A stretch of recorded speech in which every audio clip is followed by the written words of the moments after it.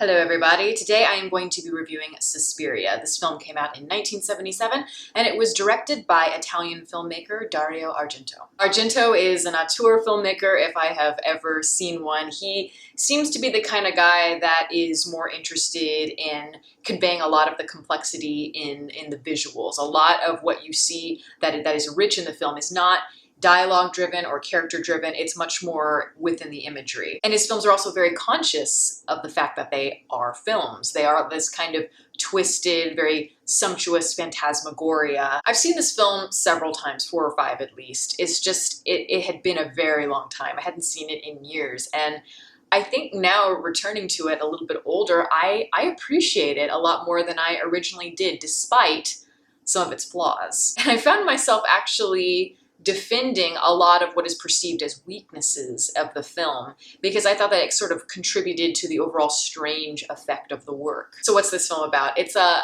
kind of a gothic horror fantasy, I guess you could say. It reminds me a bit of like a lot of the stories of Hans Christian Andersen, for example. This is about a young American woman named Susie, and she is a ballet dancer, and she is going to Germany to attend a very prestigious ballet school there. And when she first enters the school, it's pretty immediate. She notices that things are just off. Things are just very strange. The people are strange. The look of things are strange. And she's in a very bizarre new world where she must evolve and she must adapt to it and come of age in a sense. She starts discovering more and more secrets about the school, and as she does, more horrific things start to happen. And it turns out that she is actually in a witch's coven, and you know, that might be a little bit distracting when you're trying to perfect your fouette turns. People like to compare ballet films and the sort of fantastical horror elements in it to movies that are similar, like Black Swan or even The Red Shoes, for example. I would say that this is more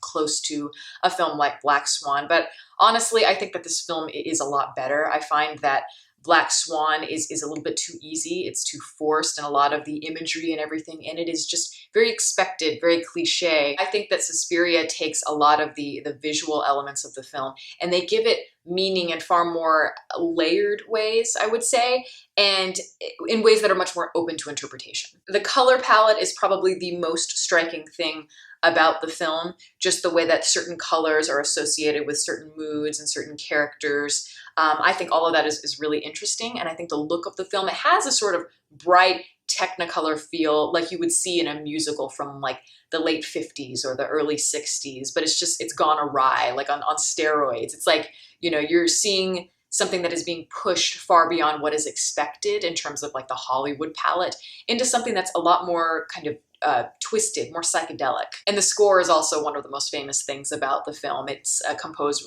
mainly by the progressive rock band at the time, Goblin.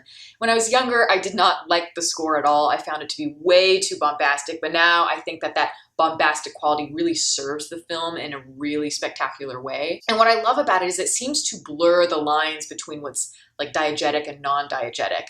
So like in the sense that the main character, Susie, like, you know, it's a score. So it's like the characters aren't meant to be aware of it, but you know that she's definitely aware of a lot of what's going on because she can hear. There are whispers on the score where she's constantly like, what was that? So the film has a sort of hazy dream logic where it's not interested in what's realistic at all.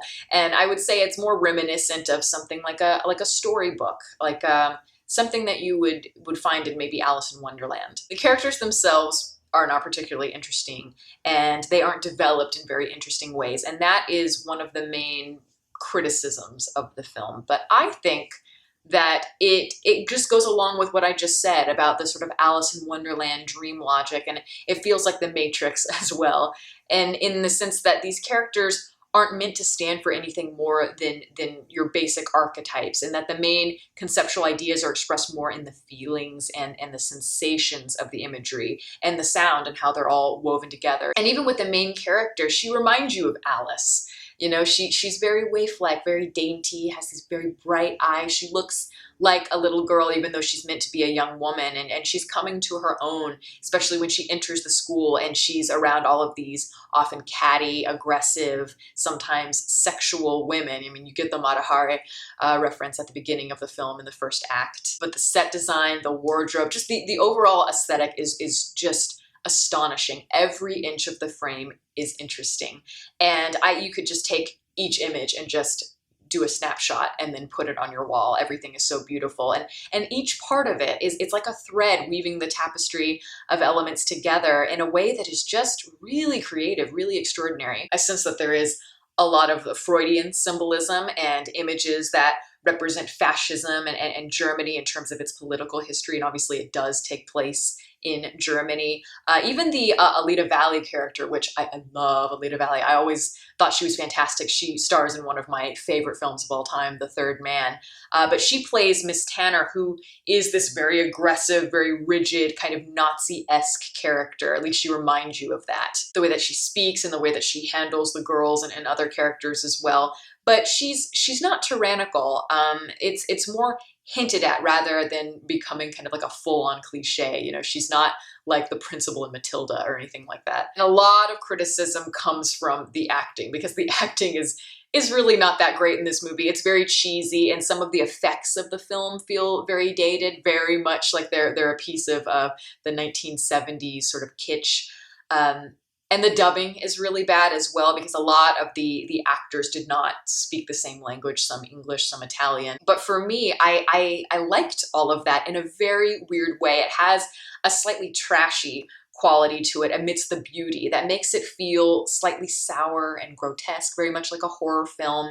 And I think that the acting, or the wooden quality of the acting, adds to the sort of dramatic storybook quality of it. You know, the way everyone speaks, it feels very disjointed and very distant, and it's all quite atmospheric. Whether it was intended or not, of course, is up for debate, but I bought into it. But I, of course, do admit that this film is not perfect. I think a lot of the exposition in particular is just crammed in these scenes where it feels so forced. It doesn't feel nuanced at all. And I would have preferred more flow in terms of the narrative, especially when key information is given to us or the protagonist. It's not good. It's very kind of writer 101. And this may just be my own personal thing, but I would have liked to see them explore the concept of witches and witchcraft and how that relates to women, because I think all of that is very interesting, because you can use that in a lot of different ways. You can use that in terms of how it relates to femininity and repression, sexuality. But it could just be that I need to see this film even more. I need to watch it more times, because